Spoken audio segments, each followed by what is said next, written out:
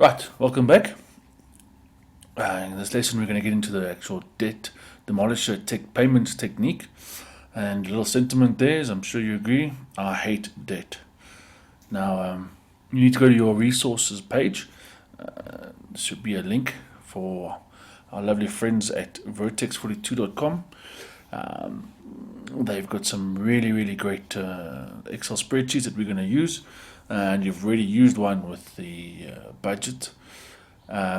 So click on it, and I'll see you on the next page.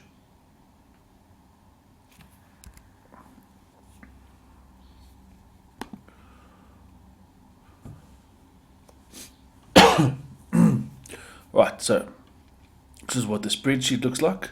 I'll just make mine a little bit bigger. Now, critical for this lesson is I want you to. Okay, let's do an overview first. As you can see on your right hand side, this is the different strategies: snowball, avalanche, no snowball, custom, highest, custom, lowest. And they've got some of their explanations on their spreadsheet, which are techniques that do work. However, the technique we're going to use, the debt demolisher, is going to be even better, if you can believe it or not. But I'm just going to focus on the debt demolisher in this lesson, and you're welcome to play with the spreadsheet as you'd like. Now, this is what the spreadsheet looks like in a basic raw format.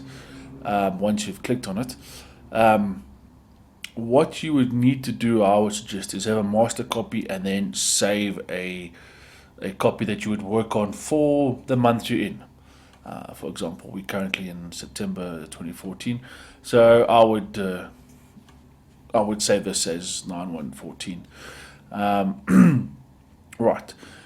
The next most crucial thing that you need to do is you need to scroll down to a little toggle bar here and set this to custom lowest first.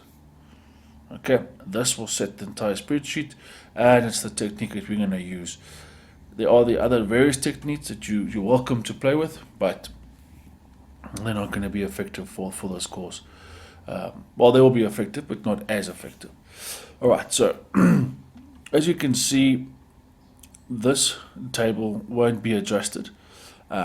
We would look at this table where you would insert all your creditors, the balances, the interests rates, and what you're paying currently from your budget that you've your budget document that you've put together, and all your documentation from your creditors that you've gathered during this course.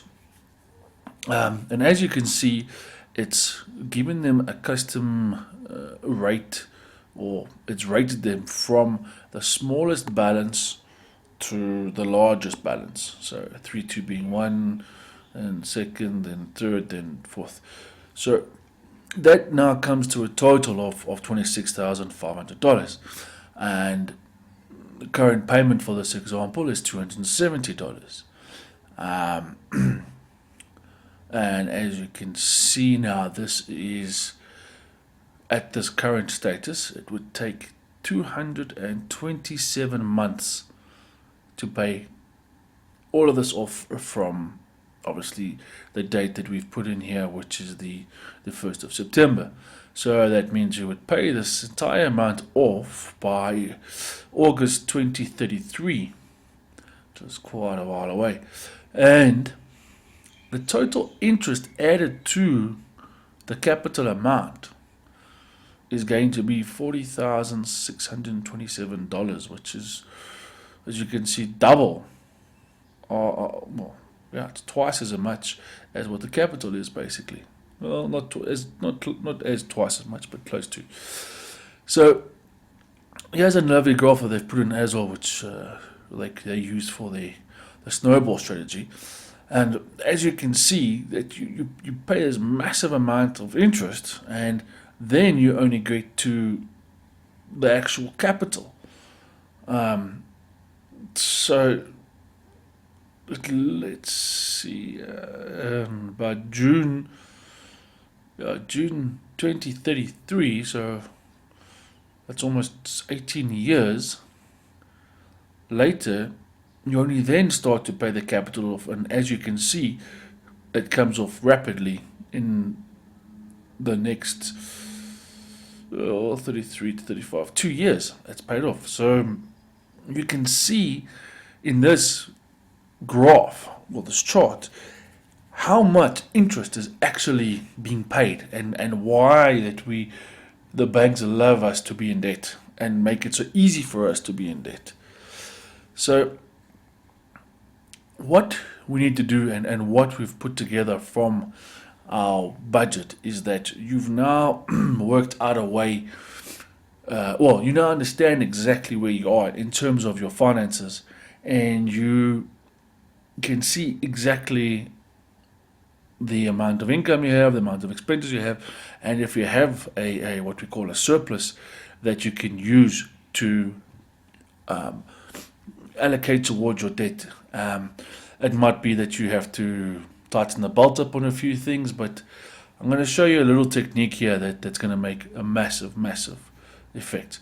Let's say, for example, on the 270, we could add an additional $80. I know it's quite a bit on this type of a story, but let's use it for a good reference. Or should we? No, let's make it $50. So it's 270. We're gonna make it 320. All right, and I'm just gonna show you on their kind of spreadsheet and give you some calculation of where we're going. Now, as you can see, let's just put this back here. 40,627 and 227 months. But if we just increase this by $50 per month, a massive saving of $17,000 instantaneously. And we reduced it from 227 months right down to 147 months. And look at your graph. Immediately we're starting to pay the capital. So, if pictures, which these really aren't, but this paints a picture of how much money is actually being wasted and we're spending to pay off this interest, because we would rather pay the basic amount than add a couple of dollars to it. So I'm just going to put this back because I want to show you. Now, take note, this is now at 157 months from the 218. Okay, so let's put this back to the 270.